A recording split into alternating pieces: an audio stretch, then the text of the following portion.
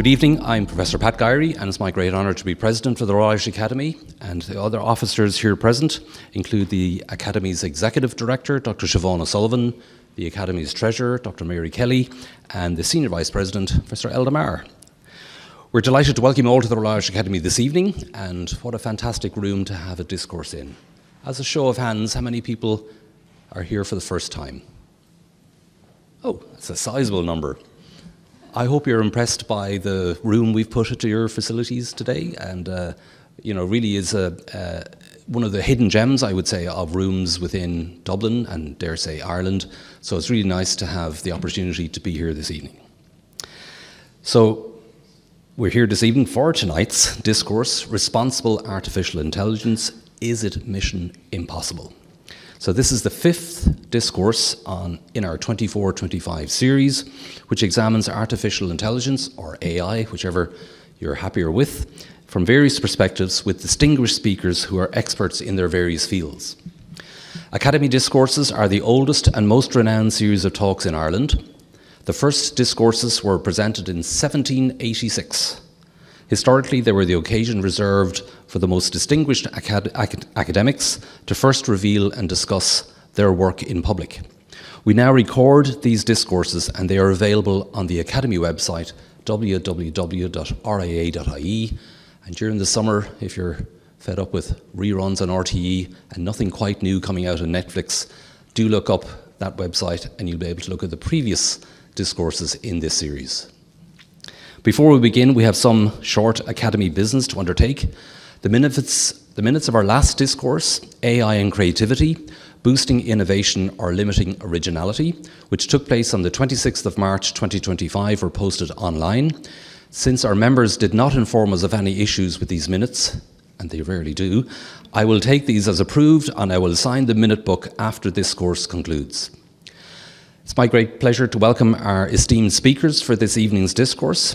To my right, Barbara Prainsack is a professor for comparative policy analysis in Vienna, where she is head of the research platform Governance of Digital Practices.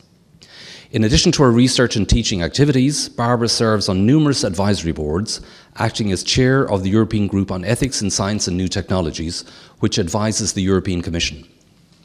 Professor Prainsack's work explores the social, regulatory and ethical dimensions of biomedicine and bioscience, with current projects focusing on personalised and precision medicine and the role of solidarity in medicine and healthcare, especially during COVID-19.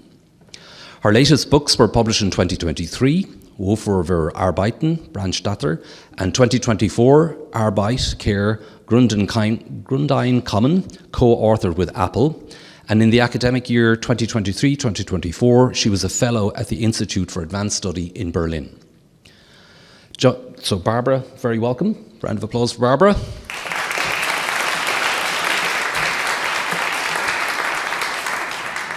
Joining us by Zoom and looking very big in the camera, we have Mr. David Winickoff. Hi, David, welcome. And he's the Senior Policy Analyst at the Organization for Economic Cooperation and Development, OECD, in Paris, where I think he currently is, where he's serving as Secretary of the Working Party on Bio, Nano and Converging Technology. In this capacity, he leads research, policy work and soft law development in the area of science, technology and innovation at the national and international levels. David is also an affiliate professor at Sciences Po Law School, teaching technology and global governance, and he's a graduate of Harvard Law School, Cambridge University, and Yale University.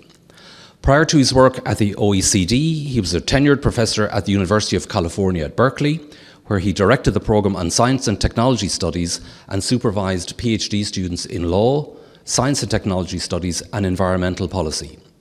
David has published over 50 articles at the intersection of technology and governance, and those articles appeared in Science, the New England Journal of Medicine, the Berkeley Technology Law Journal, Nature Climate Change and Social Studies of Science, and the Yale Journal of International Law. He has served on expert panels of the US National Academies, the UK Royal Academy, the Bipartisan Policy Centre, and has also served as an expert for the French Parliament. He's on the programme board of the Rathenau Institute in The Hague. So a very Zoom welcome to you, David.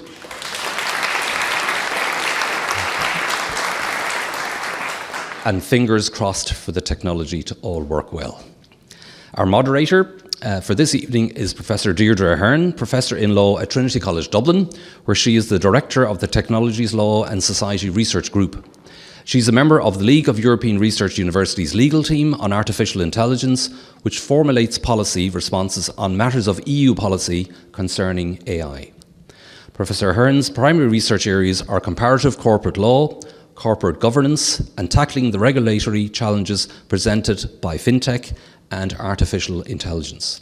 She's a recognised expert who researches, publishes, and speaks regularly on regulating AI, regulating fintech, regulatory sandboxes for new technologies, and the implication of the EU Artificial Intelligence Act.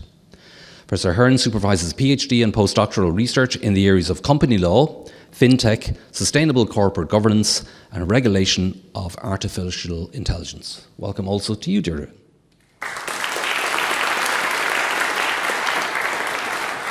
And without any further ado, I will hand over to Deirdre, who will start the evening. Thank you. I'm going to use this microphone as well. I think it would help people to hear even better. It's a pleasure to be here. I just thought I'd open with a couple of remarks before I lead over to my esteemed speakers for this evening. I suppose just to comment and say that I think none of us kind of miss the exponential speed with which AI is transforming our world. It's absolutely amazing. I'm a member of the Ireland's AI Advisory Council, and one of my jobs is to go out and demystify AI as well as advising government. And, I'm just, even in the short space of a year, it's just amazing how much has happened. And I think maybe just the first point to really note was that seminal moment in November 2022 when ChatGPT came out, when OpenAI brought that out, and it just upended our world, really. For many of us, it was just this huge, first of all, a plaything, but generative AI has just become something that is really transforming how business is done, how education is done, how coding is done. And it's just, there's a whole rapid evolution since then of the possibilities of AI. And I think, we're going to be talking a lot about risk today by the nature of things when we're talking about responsible innovation. But I think it's just important maybe at the beginning to say, let's also just mention as well the opportunities. And I just want to mention briefly two things. So St James's Hospital, teaching hospital at Trinity College Dublin, there's a spin-out company from Trinity there called Decifex, and it's involved in predicting cancer rates using AI, and it's improved cancer prediction by 28%. And it's just showing, how now expert AI is really proving at predictions in not just financial areas, but in healthcare, which is so important. And I know we'll be coming back to that area in our discussion this evening, and Barbara's a recognised expert in the area of healthcare and issues that come up with AI. And then the other one, just close to home, as a regular user of Dublin Bus, even Dublin Bus is in on the act. So it is, we won't talk about the ghost buses that don't show up, but apparently it is using AI to optimise its routes and to optimise fuel use. So maybe it's still got some work to do on the ghost buses that don't turn up, but it is using it. So it is out there, and it's, even in those ways that there are huge opportunities out there. And I just wanted to say that. At the same time, what we've been talking about this evening, we have to think about, well, as this huge pace of movement, of rapid movement, is also associated with huge commercialization and a lot of benefits going into the hands of a very small number of concentrated big tech companies. So we have to think about, well, are the benefits that are accruing commercially to these firms, are their size and power and possibly regulatory capture, are they impacting on the benefit that we as a society get, or are we missing the fact that harm is also coming our way, and what can we do about that? So that's just some things to say. And I didn't come up with the title for this evening's event, but we couldn't miss the fact that we were asking, is responsible innovation mission impossible? That obviously we're taking that from the whole Tom Cruise trilogy of Mission Impossible, and he's a spy going out there trying to prevent impending doom, and seeing if if you can do that. So I'm not sure if we can solve everything. I do note, however, that there were 7 following sequels after that, which suggests this is not an easy one to crack. So, and maybe that's also a lesson for iterative policy development. But I don't want to spend the time talking. I'm just going to say that, I'd like to say something about opportunity at the beginning, but I also think, when we start a discussion about responsible innovation, we start off by saying responsible. I think we're going to be saying to ourselves, does that mean there's got to be something in it for us as well as for them? I mean, when I say them, I mean the tech firms. I mean those who have a lot to gain. So I'm delighted that we have two such eminent speakers, which have been beautifully introduced by our president. David, a law professor by background, now at the cutting edge of policy development in OECD, and Barbara, a renowned political scientist in the area, and who's very keenly aware, I think, of the importance of making sure that practices around AI, healthcare, and data sharing benefit the wider public rather than just the hands of a few. So with that, I'm going to kick off with a few questions for our esteemed speakers, and let's get started on discussing it. So, I think it's a good place to start, maybe just to talk a little bit about what do we mean by responsible innovation? It's a bit of a buzzword that's out there right now, isn't it, when we all sort of hear it? But maybe I'll start with you, David. Hopefully you can hear me well. I'm just checking in with you. Yeah, great. I know you've been head of responsible innovation, has been a title of yours in the OECD, so you live and breathe this, right? So I'm just interested maybe in what does the term responsible innovation mean to you? If we just kind of start off by maybe unpacking that a little, I'd be interested to hear from you. Yeah, I think it's an interesting way of talking about how to both enable innovation to move forward for all the good reasons and benefits that you mentioned, and to reap the positive aspects of the technology for our lives in healthcare, in education, in many other fields, manufacturing, and our economy. But recognizing that emerging technologies carry certain kinds of risks or big questions about what kind of future, what kind of society we want to live in. And so responsible innovation is one way of thinking about striking that balance and trying to find policies that can do both, that enable good innovation, but can help set innovation on a positive trajectory with guardrails, and to, in fact, be a little bit more forward-looking to help enable the values of society to engage the development of the technology earlier on in the process. So one of the real problems with emerging tech and the problems of how we govern it or have a responsible technology in society is that if we do things too early, if we regulate very hard early on, it might shut down the innovation and development. But if we do things too late, then the genie can be out of the bottle, and it's going to be very expensive or difficult to turn back the clock.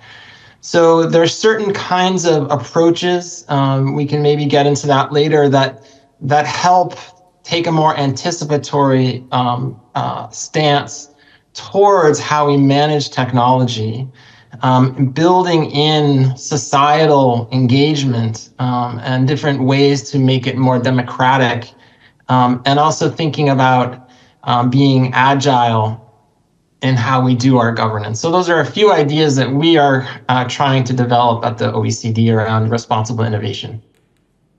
Thanks very much, David. I think there's a lot in that, and we'll be unpacking some of it as we go on. Just to pick out a couple of things there. So I noticed one of the things you said was enabling innovation, and I think I would agree with you on that one, that having rules or codes or something out there that it actually can enable innovation, even when we'll be talking about the AI Act later. But even if you don't fully like the set of rules, once you have a framework, at least people have things to work with and they know where they stand. I I teach commercial law as well, and we always say, the worst thing, and we see it in our world right now, the worst thing is uncertainty. You need a framework, and you can work around the framework, you just need to know what it is. And then I also noticed, that you're talking about sort of a balancing and almost proportionate approach, where you're looking at societal benefit. You do want to have innovation in the world. It benefits us, we need to diffuse it, but we also need that word guardrail. So that's this is a tricky thing when we're saying responsible plus innovation. It's not, hopefully it's not an oxymoron. Hopefully it's something, we can actually do. Barbara, if I come to you on that, I'm wondering if you think, does AI bring up particular moral or ethical dilemmas that you see as unique? Or is it maybe is it old wine in new bottles? Or do you think it's, it's something new that we need to think about, the risks and the ethical dilemmas that are out there? So my short answer would be no. I don't think that the sort of challenges for policymaking and ethics that we see in this field that we kind of call AI, of course we could have a discussion about what we mean when we call something AI, but let's bracket that off. The challenges that we see there, they often resonate or echo challenges that we've seen already in history.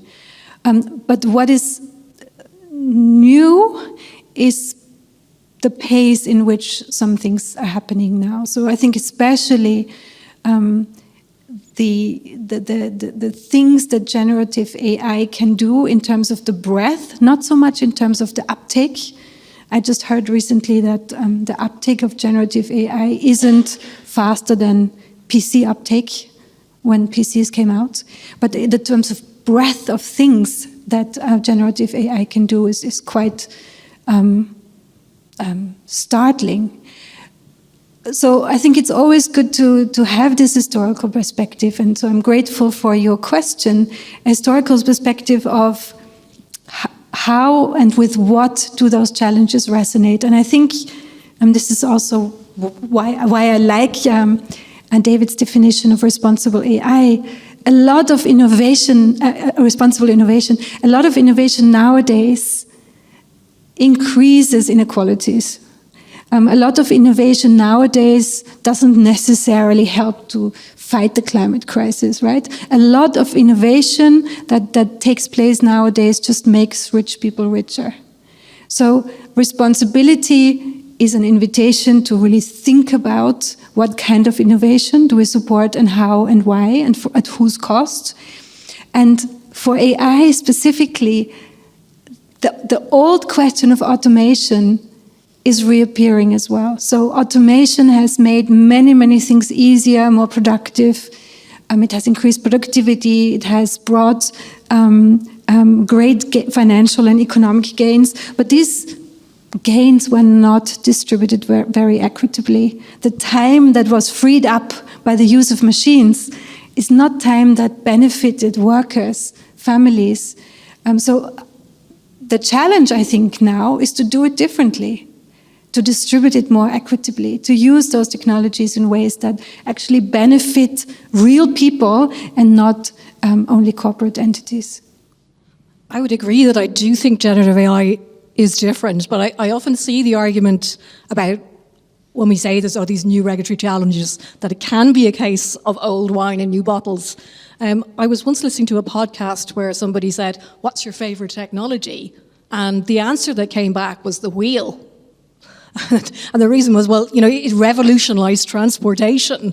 And nowadays, and what we're talking about when we see this, the people are saying, well, it's robo-taxis or it's autonomous vehicles, but it's not different. And also, I was just reading a Cambridge book on the Cambridge colleges with photographs from the 19th century, and they were saying the beautiful photographs. The photographer had gone out of business after these beautiful plates were done, because the whole printing press came in, and the way portraits were done was taken over by he was a portrait painter. That photography had put him out of business. So we always do see innovation and changes and disruption. But yes, I think you're right that the pacing problem, as we call it, just trying to keep up with what's going on every day. And with generative AI, either video, audio, content, all of it it's really quite something.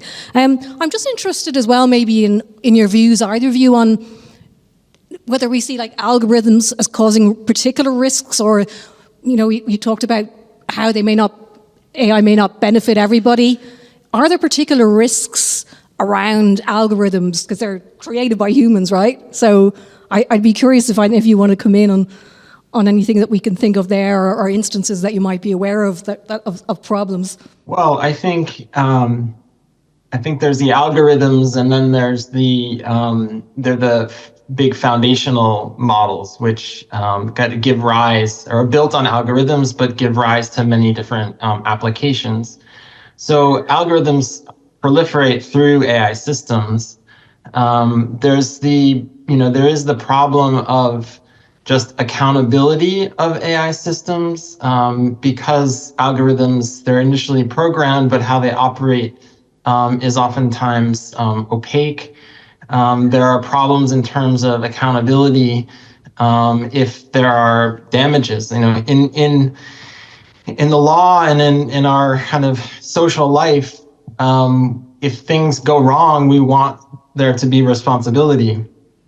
I think with the degree of autonomy of some of these machines, it's difficult to pin back to the original cause of some of the damage. So that's just one among, I think, a number of ways in which I think algorithms pose special challenges for ethics and law. I think they do. One way of thinking about it would be to say algorithms are, of course, not only a digital technology, they have existed as long as human beings have existed, in the sense that we follow certain paths of decision making, and one could say when humans make decisions, it's also not very transparent very often, right? But a human being you can ask. You can hold a human being accountable. You can, even if people in their practice, we don't always, apply certain rules that we are aware of, but retrospectively we can say, based on my experience, this is why we do it, and this is why I decided that this is probably not a problematic case, and this is a problematic case. With algorithms, with machine algorithms, we can't do it. We have a situation with learning systems where the humans don't program the algorithms anymore. And then ultimately it's a question of democratic control over what the machines do. And here I think in many societies all over the world, we are losing democratic control. Just look at the ways in which many governments now give up control over state functions. When sensitive information is saved on servers owned by Amazon, when biometric technologies are using proprietary software, when nobody can audit the algorithms. One could cite a couple of scandals that have happened where administrations have used algorithms that have gone very, very wrong, and in the Dutch case even brought down the government. So, do you want to tell us about that Dutch case? It's an interesting one. Yes. So, in a nutshell, an algorithm was used to detect fraud among people who had received subsidies for childcare, and the algorithm was wrong, was false, and was also biased against people who had come from abroad and who had migration histories, and so people were wrongfully accused of having fraudulently received money from the state and asked to pay back tens of thousands of euros, And you can imagine what happened. So children were taken away from their families. People took their lives. Eventually, there was a whistleblower and it brought down the government. But I think it's not even, we don't need to even go to those very tragic, scandalous cases. But what is much more, not more concerning, but what's equally concerning to me is the scale by which governments and public bodies are ceding decision-making to private corporations. And I'm not anti-business here. My problem with private corporations here is that they're not accountable to the public. There's no kind of democratic control over those decisions. And one could now say, okay, look what's happening in the US. Even in situations where there is democratic control, things can go very wrong. That's true. I think as societies, we really, really need to think about how we can regain or gain democratic control over machines that, quote unquote, make decisions. You raised an interesting point there during that discussion as well. And it's a difficult one, but I think it's a really important one. The importance of finding ways to have an audit, to be able to audit these systems for accountability. I think what can happen with states is, that sometimes there can be this feeling of a lack of knowledge, and there's a subcontracting out or tendering out of really important processes to essentially the private sector, and not realizing that things can go wrong. Yet you so much need this auditing. Do you think it's possible? Because sometimes we talk as well about the black box of algorithms, that unlike humans where we can sort of see the steps and the decision, it's actually not always maybe possible to trace back with an algorithm, or which is also kind of self-learning. And I don't know what your thoughts are on that. I'm not sure personally. Well, this is a very, very complex challenge that you mentioned, and there might be decisions that we should not delegate to machines at all. So there might be decisions that we want to reserve for human experience and human expertise and human morals, because humans can also have responsibility. Machines can be reliable. Like when I go to a cash point, then I can rely on, hopefully, the cash machine giving me money, but the machine doesn't have responsibility. Humans have responsibility. So there might be some decisions that we might want to reserve to human beings, for human beings. And then there are other activities where I think machines and artificial intelligence can be hugely helpful. And why not? Should we be able to have public officials auditing them, or civil society organizations participating in decision-making of how these technologies should be developed and used?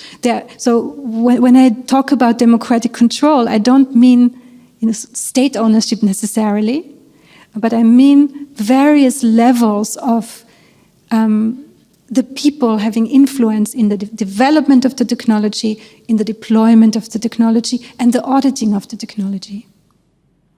Thanks, Barbara. Even in the private sector, just to give an example, it's one that you hear often, is there's a case where AI is often used in human resources, and it's not surprising that the AI Act regulates that as high risk. Like you get CVs in, and you're inundated these days with the number of CVs. And I think lots of people, used to be like, almost the joke about them being thrown up in the air and see which ones come down. But people use AI, and there was one case in relation to kind of an IT position, and it was discovered that the algorithm in question was only shortlisting male applicants because it had learned from previous experience that it tended to be that it was male in the past. The stereotype was that in that area there were men. So it kind of was self-learning and thinking, well, in that case, I don't think I'll shortlist female applicants, because it's sort of trying to learn from what it's seen. So it just kind of shows how important it is to be able to second guess what potential biases could be in the system, or even being self-learned. And that's just one reason why that is affecting people's like decisions that are out there. Just then to come Deirdre, in. Could I pick up? Sure. On the point that Barbara made, which is the real need to think about what democratic accountability or control means in relationship to AI, but this is a recurring problem with emerging technologies, and I think it's a very hard thing. It's very easy to say there should be democratic control or engagement of publics and all these things, which I think are thrown out and put out there as really important ideas. But I think what we need to do is get very specific about in what way and how we can animate a democratic politics around technology. And this is one thing that we're working on a bit, the OECD, and thinking about, and it builds on what Barbara was saying about thinking about broader publics as being maybe users, but also co-creators of some of the technology in various ways, taking it seriously that there can be a kind of engagement between engineers and users. And we see it even in some of the companies that are developing AI, and an interest in ethics and political ideas. And Anthropic has this notion of a constitution. We can argue about whether it's the right constitution or whether there was an adequate constitutional convention or process for building it. But the idea is they're very explicit about building in values into the algorithms, into the foundational model. That's one maybe way of developing democratic engagement or integration.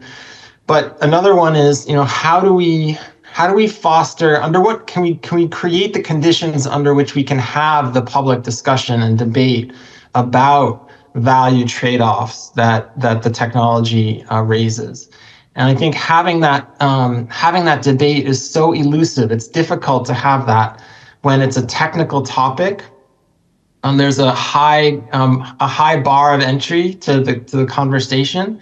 I commend you and the Academy for doing these discourses, because I think it's exactly the kind of thing that is needed to help foster a kind of capacity of the broader society to engage and discuss value and policy around these technologies. Thanks, David.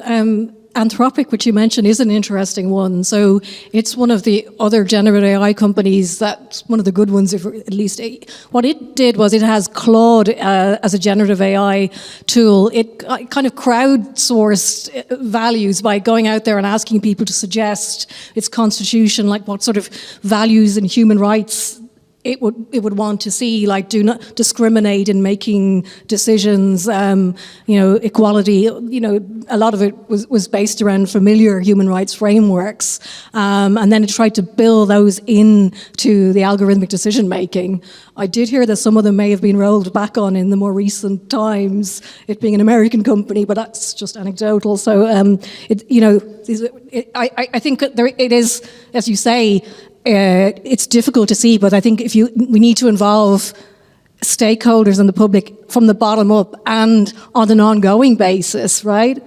Barbara, I'll come back to you now. I think it seems like an appropriate time to ask about, I know you don't like the term public interest because you have a preferred term, which is public value. Could you unpack that for us? Because I think that's interesting, that choice of the public value in this concept. What do you mean? So if you allow me, Deirdre, I'll answer it in a roundabout way, because I also want to respond to David's very, very important point, that it's easy to say we want democratic control, and it's very difficult to bring it on the ground. And the right approach will vary according to region and society and so on. So one of the things, and I will end with public value on your question. One of the things that my research group and I have done is to create what we call a public value assessment tool. So that's an online tool, it's freely available, it's called Pluto, and it can be used by people who are asked for their data. It can also be used by public bodies or by companies. If you answer about 20 questions, then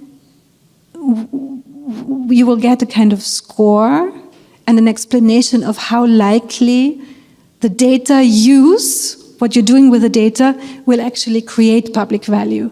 So, and now I'm getting to the question of what is it? We define public value as data use that is likely to benefit a lot of people, including future generations, without at the same time posing significant risks to anyone. So as soon as you pose risks, the data use poses risks such as surveillance advertising or something else, it can't have positive public value. But if the risk is low, most regulatory frameworks at the moment, they treat everything the same. Once the risk is the same, whether it actually will help real people or not, doesn't make a difference. So we want to change that. We want to help people to get a better understanding of using a specific data set. When that is used for a specific purpose, will that do good? And when it does good, then maybe also policies should make it easier. So sometimes, especially in the health field, data can't be used because there's a lot of red tape around it. When we have low risks and high benefits, let's make it easier. But on the other side, when the only entity that will benefit is a large tech corporation and the risks for individuals are quite significant, then let's not make it more ethical, let's just prohibit that.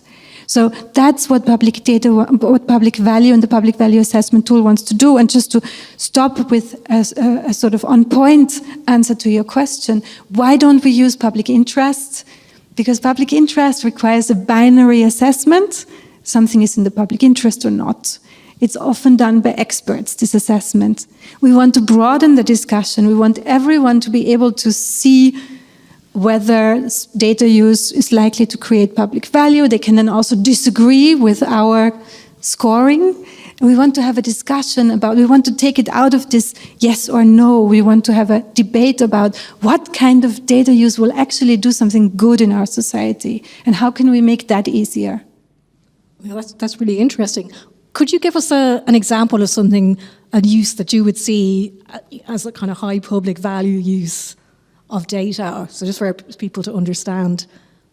So the classical example is to use de-identified information information that doesn't put individuals at risk, that can't be misused very easily, to use this information for disease research, right? To improve healthcare services or to improve therapies for people.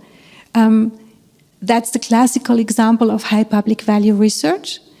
Not to say that all health research meets these criteria, but some does. So it's balanced by the fact that it's anonymized essentially, or I may not be using the right term, but it's not identifying anybody, but the research on health will benefit the wider public. And especially health conditions that affect many people or that affect some people very severely. And that that kind of research might not take place because it's too onerous or too expensive for a charity or a university or a group of researchers to do this research, because it's too difficult to get the permits, the licenses, to get hands on the data and so on. And we're not the first people to think of that. There are governments, like in Finland, for example, they've also recognized this problem and they have created a body that now helps to make those things easier, to make it easier for people to get the hands-on data in this context where the data use can likely help a lot of people. So that's not specific to AI, But as David was saying, a lot of those AI discussions are very abstract. So now we have really brought it down to a specific example of where you can use data, for example, to train algorithms to do to provide a software or to develop a technology that can help and improve people's health. I think you're right. It's not only in the AI, but when we're talking about AI now, there's a phrase that's used which say data is the new oil, right? So people need it to kind of commercialize and also for research purposes. But if you don't have data, that's what you need to feed. All these LLMs, etc. David, I don't know if you want to come in on that. I'm just checking. Yeah, because I think this is a really good idea, and I think it helps remedy some of the problems with the risk management approach and paradigm for emerging tech, which we see in other areas, whether it's biomedical research or toxic, chemicals, or risk management is the paradigm for managing these areas. So I think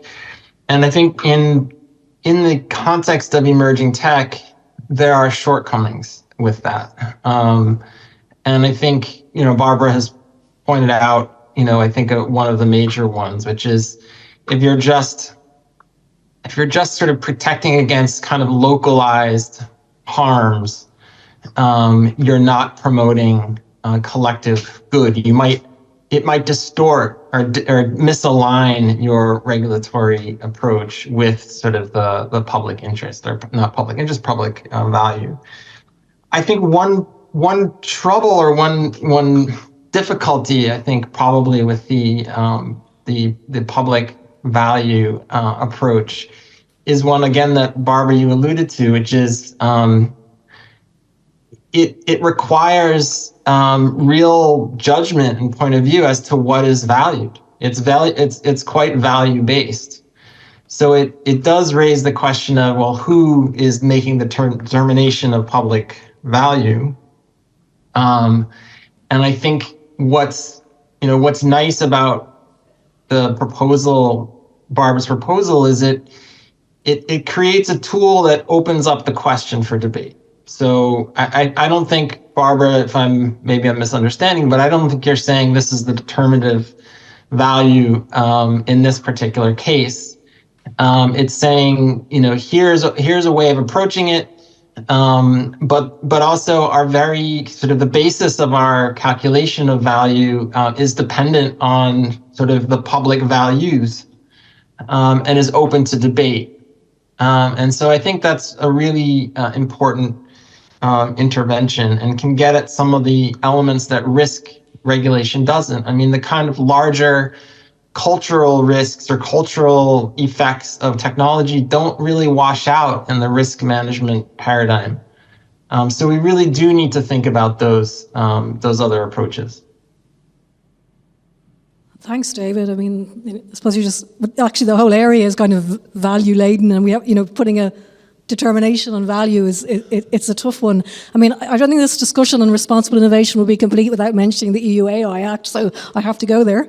I guess, again, discussing whether it's good or bad, any piece of regulation is never perfect, but I would note that it addresses something called academics love a good term, the Collingridge dilemma, which is kind of, if you don't regulate early enough, then the technology will have embedded itself socially, economically, and it will be too late to actually regulate it later. So even if you get in an imperfect way, and the EU started working on this in 2017 and passed after much deliberation, negotiation, the AI Act last year, and it's being rolled out. So it attempted to put in place, or it did put in place, a risk-based approach. Far from perfect, lots of it watered down, lots of lobbying from big tech as well. But I'm just curious as to both of your views on this. Maybe, David, maybe I might start with you. I mean, it's got lots of the rhetoric of human-centric and trustworthy, all sort of through the recitals. As I say, personally, I'm glad the Act is there. It puts in place a framework for putting AI products and services on the market or into use in the EU. I'm curious as to your views, broadly speaking. I know this could be a really long discussion knowing the subject matter and you, but just as a broad kind of, just a few broad thoughts would be very welcome. I don't think you can overemphasize how important the legislation is. I think it's really important. And I think while it suffers from some of these issues, a risk-based approach, in a sense, it takes that low-hanging fruit approach to governance. It doesn't invent, it's not particularly inventive in its mechanism. It is a world leader. And that basically Europe has said this is a enforceable statute that engages difficult technologies that actually present serious risks. So I salute. I actually really salute Europe for doing this, and I understand the criticisms. But that would be my first point. If you look around the world, in many ways, this is a leadership. This is a flagship for the proposition that this needs to be regulated. I mean, look around the world. I mean, Korea does have something, a new act, and there are a few others bubbling up, but mostly it's soft law, including the approach of the OECD. Each of these have their places, but I think to have that on the books is really important. Thanks, David. Barbara, I know that I have to ask you the question, do you think maybe there's been some element of a missed opportunity with the AI Act?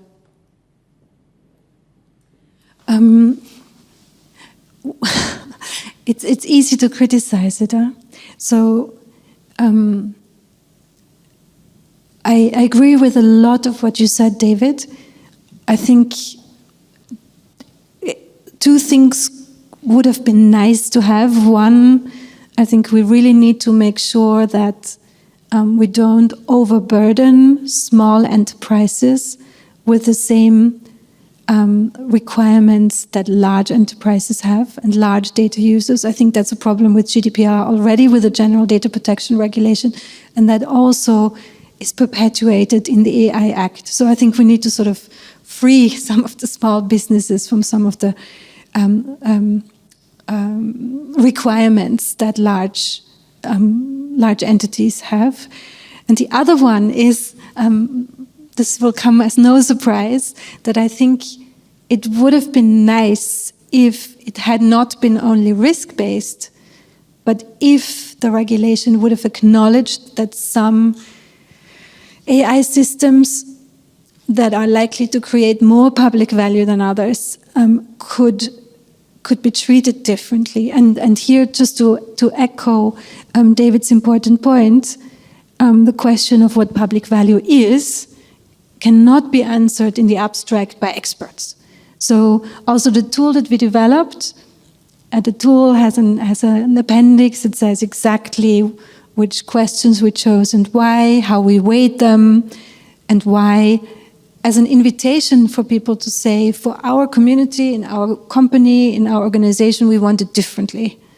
So that the question, I'm just underscoring what David said, that the question of public value is different for different communities and different contexts, but that in a way is a bit of a missed opportunity that wasn't even acknowledged, I think. So, I mean, obviously some of the values nobody has a difficulty with, like transparency, etc., that you know it's a chatbot you're dealing with and customer service, but are you sort of, maybe am I getting this wrong, but are you sort of suggesting that there would be kind of a weighing up of risk versus benefit? No. Or are you just saying we should floodlight the fact that there are well-designed systems that benefit us, and there should actually be a whole maybe chapter on how they're good for society? Is that what what you mean? Or I'm really grateful for this question, because for me this is so, because I've been thinking about this for so long, this is so obvious that I don't even spell it out, but I should, because what we are suggesting is not that risks and benefits should be weighed against each other. So I don't want any regulation that says, okay, it benefits 20 people, one, it puts at risk so let's do it, right? That kind of simplistic, sort of vulgar weighing, I wouldn't want. What the public value approach does is to say, once you are in the low risk or minimal risk context, there you need to differentiate between applications, uses that are likely to benefit a lot of people and those that don't. So will something benefit a lot of people by addressing headaches? Or will it just produce something that 5 people with very deep pockets can pay some cream for because it's kind of addressing a blemish in your face?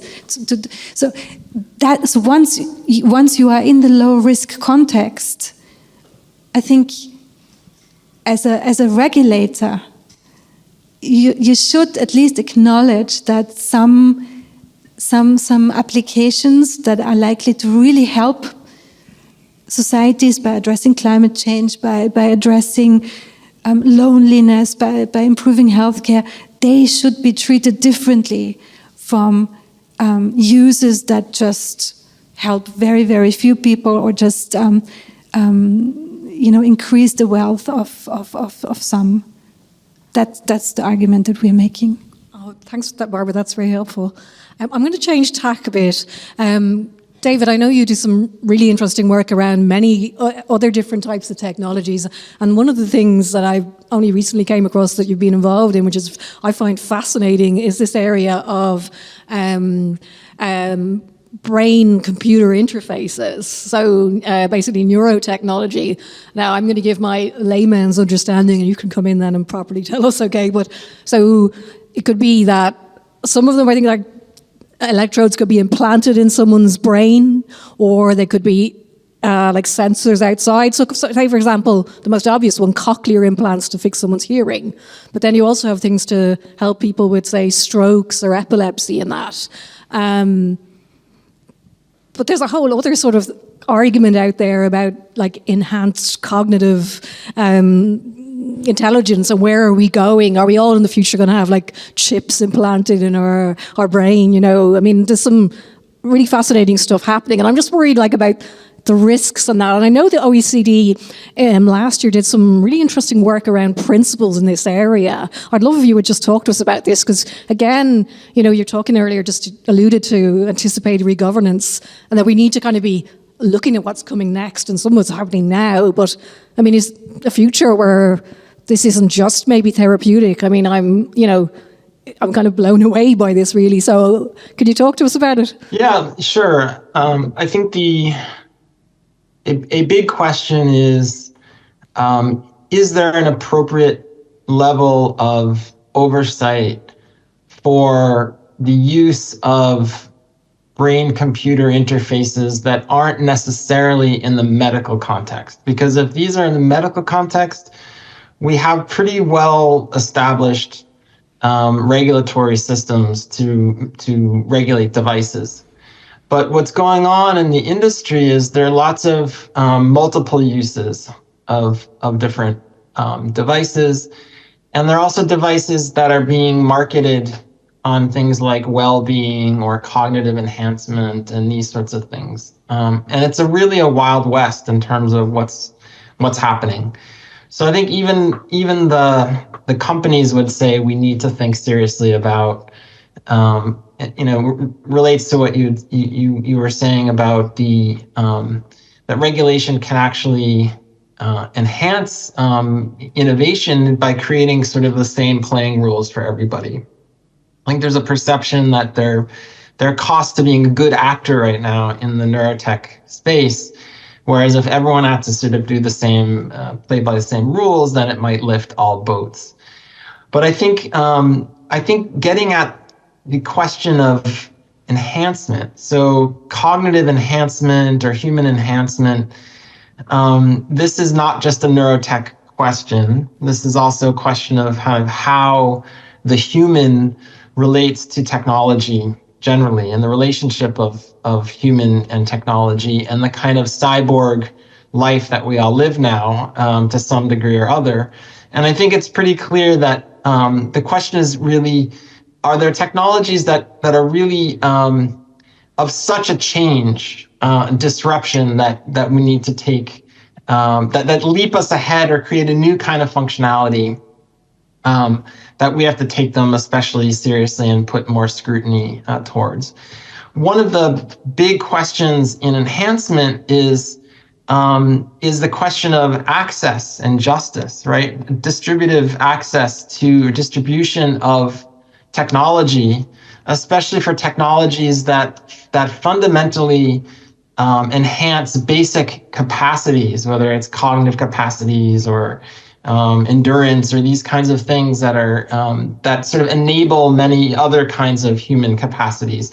That those kinds of boosts might be in a special category that we might want to subject to certain kinds of distributive functions because we worry about really big unfair advantages that go beyond just the difference of a private school versus a public school. Thanks, David. I was recently at a talk by one of our PhD students who's doing a PhD on this very topic. And he's actually just doing it all about freedom of thought. And I know some of the issues that come up as well.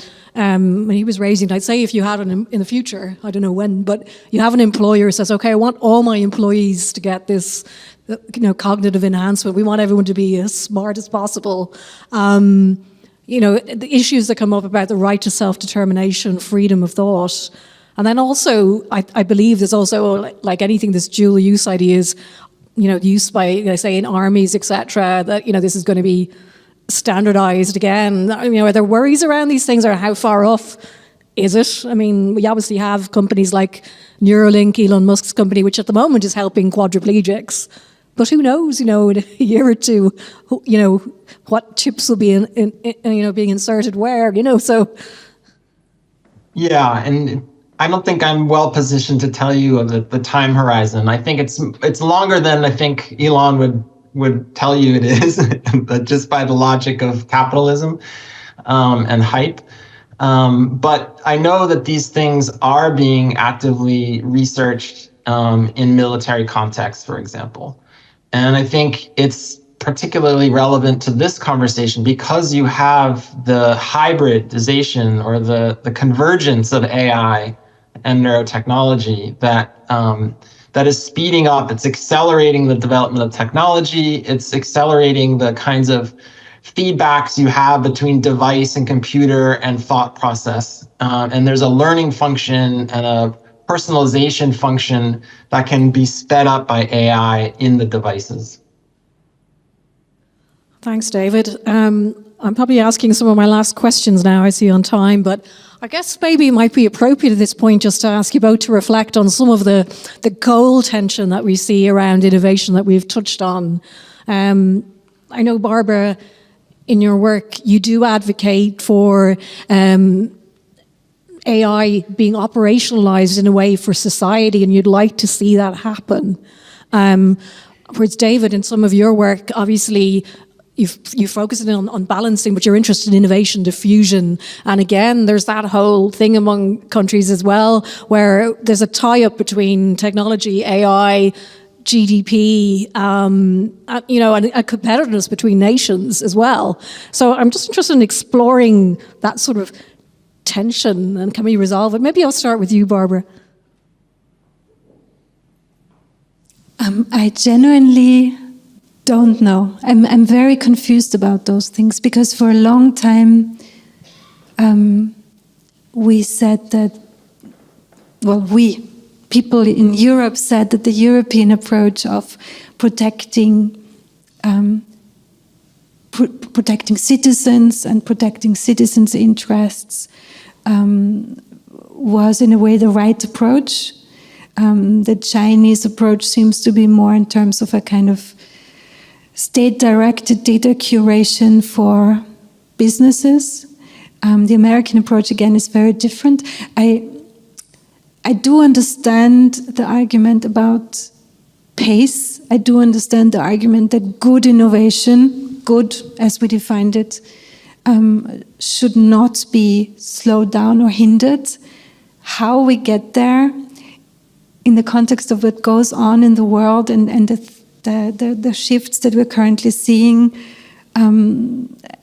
around digital regulation and digital development, and how partisan those issues become, I wouldn't dare to say anything about some things. I feel very strongly here. I'm rather confused. I wonder what you think. And David, you both. Well, I'll put that to David. Yeah, I think that we have to strike the balance. I think that there's a problem that, even the EU Act is, it's a jurisdictional specific, and you have the problem of the technology being global and international, and you have potentially races to the bottom. So I think we need to find the right regulatory mix and balance. What the OECD is working on is, I think, a process at the international level that's voluntary, that engages sort of in a multi-sectoral way the different actors in the system, and is developing codes of practice for companies in this area. Now, this is in parallel, but I think it's intersecting and can and should intersect with efforts and regulatory efforts at the national levels. So I think that's one way of thinking about, and if you create common norms in technology, there's some evidence that you can create advantages for certain value chains, and there's certain economic leverage you might have by building technologies on a kind of value-centric basis. That's to be debated. But I think there are regulatory policies at the voluntary and non-voluntary level. We didn't talk about the range of policies in science and technology. So countries have a lot of choices and levers beyond regulation to try to realize public value in the technology. They can fund, they can decide what to fund. They can decide what kind of infrastructure they want to build. This is like bread and butter questions in S&T policy. Countries invest in all kinds of science infrastructure. So through STI policies and then through competition policy, I think a lot could be done to try to avoid some of the concentration that we have. I think a huge problem which came up in our conversation last week, and I think is really important, is whether our political controls and political accountability is adequate for addressing the confluence of big tech and emerging kinds of regimes that we see today. So I think that we need our political institutions and tools as maybe at least a third prong on this range of tools that we have. Thanks, David. I guess I might just end with just a few thoughts there on that. I think it's clear is that there's a lot of different levers open in this space. So even just to think about things like talent visas, funding basic research, yes, competition policy, we see fines, are they adequate, are they not? The geopolitical space is also influencing how the EU is, is it watering down, is it chickening out of continuing its approach? The AI Act, at its best, we say, yes, it has the Brussels effect. It applies to anybody who wants to sell into the EU, the US included, and everyone else. But, it's imperfect. There's a lot to think about. At the same time, every country is also thinking about its bottom line, its GDP, and its employment. I know we didn't really get a chance to go as much into anticipatory governance as an interest, David, I share as well. But I think what we do need to see is that states are looking down the line and thinking about that. And we need to see stakeholders, the public, civil society organizations being involved from the bottom up. And I think I'm speaking your language, Barbara, when I say that. So I'm going to conclude by saying thank you very much to both of our speakers, Barbara and David. I'm just going to give a quick thank you to them just now before we start the Q&A.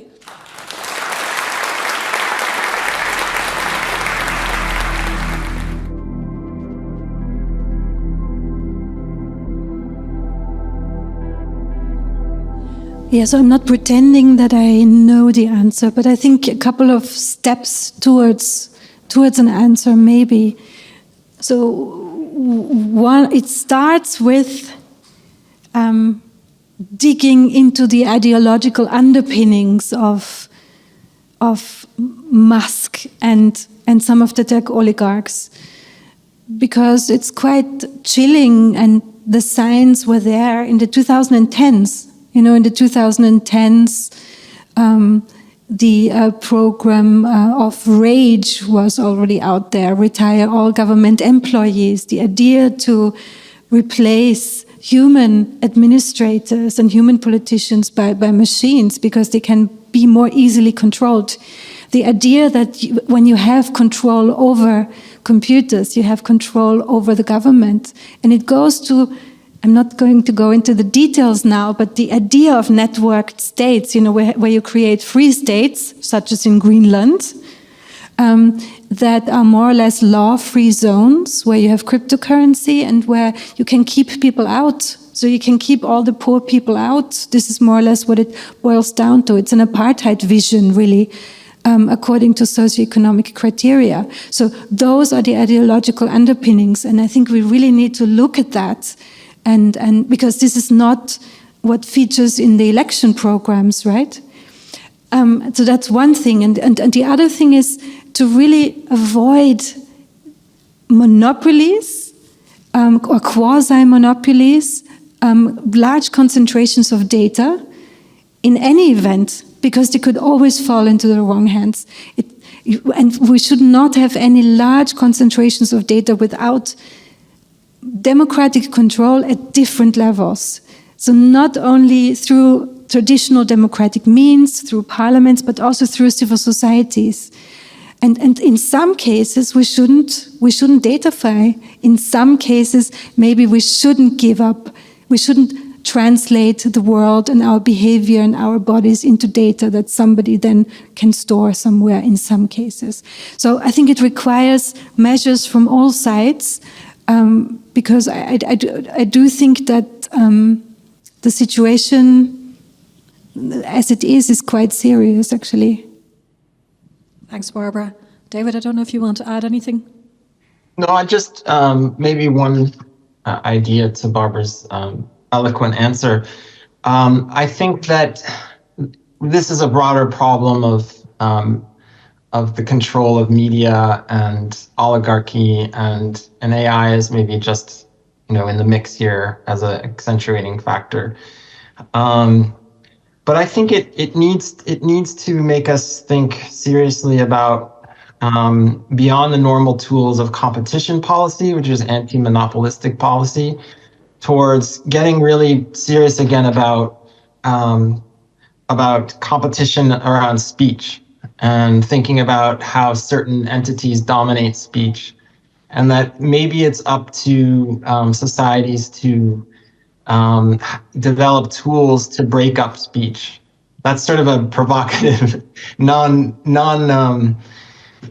well thought out answer, but I mean, I think when you have the consolidation of speech monopoly and economic monopoly, which is what you're seeing, that's a compounding kind of anti-competitive, monopolistic situation, which is really against the understanding of democracy. So I think maybe we can think about free speech in competition terms.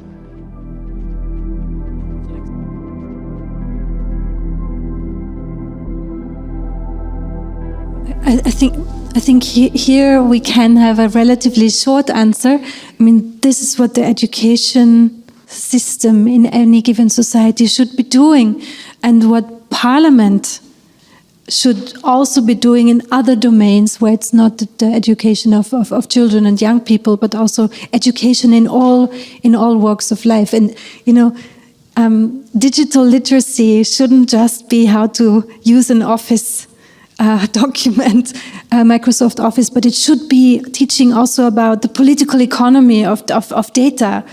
What are we doing when we use TikTok? What are we doing when we hand over our data and use it in a particular way? So that's classical content for education systems. And it has to start with training the teachers. I don't know about Ireland, but in Austria, where I live, a lot of the teachers don't have the training here. You raise a really interesting point. It's a lesser known fact that I think it's Article 4 of the AI Act. Every organisation has a responsibility since February to carry out training for everyone to an appropriate level around AI literacy.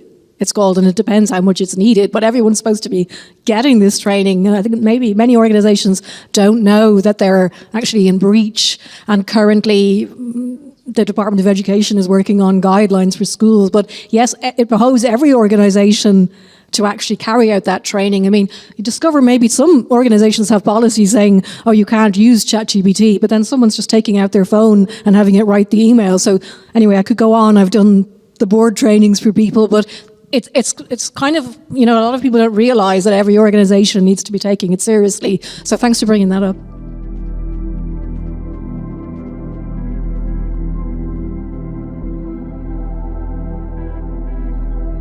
Thank you. I'm going to send that one to David now, because David's also an affiliate professor in Sciences Po. David, is that something that, this comes up, obviously you're working on the area of science, technology and innovation there. Would you have something to share? Yes. So I was just teaching this semester and of a class of 25 master's students, and realizing that, and it'd been 2 years since I had taught, and in those years, the use of ChatGPT and other generative AI has just exploded, and the kids, the students, it was clear we're just using it much more and much more deeply than I had seen before. So here I was teaching a class on policy of AI, and I'm needing to learn how they're using AI. And so we tried to have an open discussion about how they're using AI. And we looked at the policies of the institution, which really weren't very helpful in terms of how to use AI. I mean, there are rules around plagiarism, but plagiarism is it's a kind of regime built for a different technology. You're not using the information in the same way. So I think the rules are outdated. I think we're all sort of feeling our way around it, but I think they were stimulated by the idea that we're at least looking at how they were using it in a critical way, and we were all shocked about how deeply I was shocked at how deeply it was being used for things not only in schoolwork, but also in relationships and figuring out problems with friends. And so this was it's a real, obviously a cultural phenomenon, but that age group particularly is just using it all the time. And I think it's a time bomb for education. So it's not only disrupting education, it's not only disrupting how we should educate about AI, AI is disrupting education.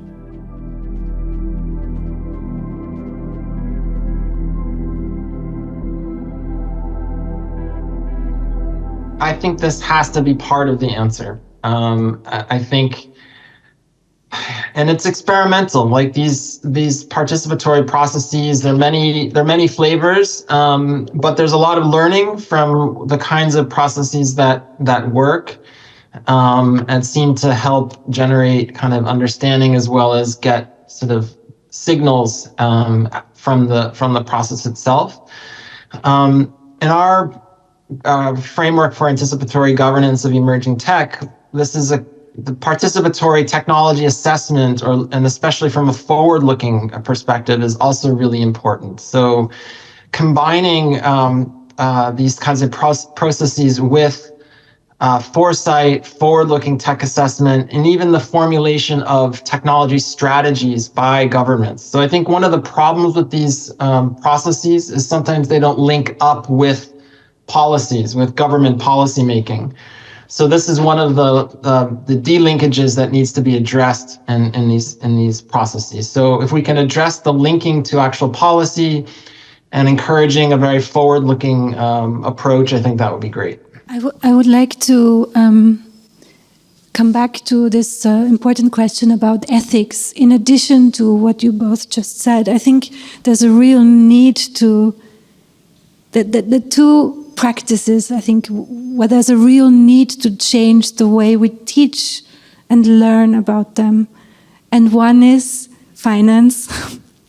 So financial literacy more or less tells people how to not go into debt. It should be about where does the money come from? Who controls money? How should we spend money as a society? And the same goes for AI. It shouldn't be only about, how do we employ this tool and what are the ethical with a lowercase e rules around using ChatGPT for assignments. It should really be about, as you said earlier, David, what kind of society do we want to live in? And what I found works really well in teaching is to use practical examples around plagiarism. Because some of my students say, we are overwhelmed. It's only just that we use ChatGPT because you're overwhelming us. You are the generation, you got your jobs, you didn't need to worry about climate change, and we are screwed. And of course we're going to use ChatGPT. I don't think it's an argument that we can dismiss very easily. These kinds of discussions.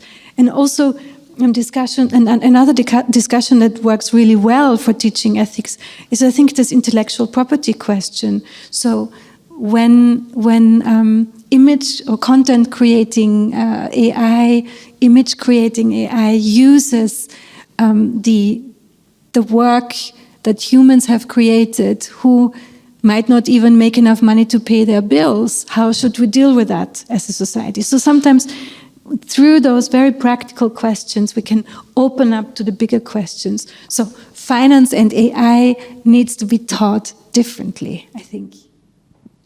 Thank you. I think that's a very good note on which to end. Thank you both for your really, really interesting contributions, which I hope you all found as fascinating as I did.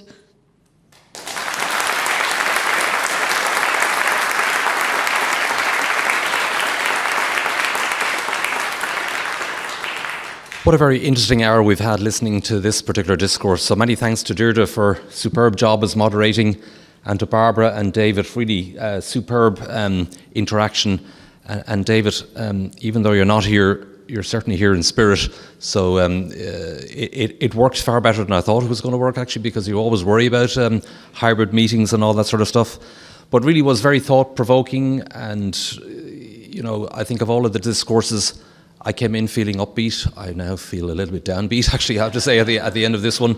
And you've reached middle age when you stop giving out about old people and start giving out about young people. But they're ahead of us, that's for sure. And in the third level sector, we're all grappling with this. I think we need to grapple with it at primary and secondary as well. So we need to start from the beginning and work ahead. So, as I said, this was the 5th Academy Discourse in our Artificial Intelligence theme series, and the next and final, sign up now, final discourse in the series, Harnessing AI, the Future of Weather Forecasting, and isn't that apt for Ireland? And that'll take place next week on Thursday, the 1st of May at 6 p.m. This event will feature a lecture from Florian Pappenberger, who's the Deputy Director General and Director of Forecasts and Services at the European Centre for Medium-Range Weather Forecasts, who will discuss the potential of AI in helping us better prepare for the challenges of a changing climate. Dr. Conor Sweeney, who's the Deputy Director of the UCD Earth Institute and President of the Irish Meteorological Society, will deliver a response. Tickets are still available. Sign up now on the Academy website, www.ria.ie. And for any members of the Academy, if you haven't already done so, please sign the attendance book in the hall outside in the library. Thank you all for attending today's discourse. And again, a good reflection of how good a discourse is just looking at the audience's faces and how interested they are in this, but also the participation and excellent questions. So thank you very much for that. And please do continue the conversations with each other, with the panelists, not David, unfortunately, because he's going to not be able to go to the refreshments in the front room, which you're all very welcome to. Gorv Míle Maith Galéir.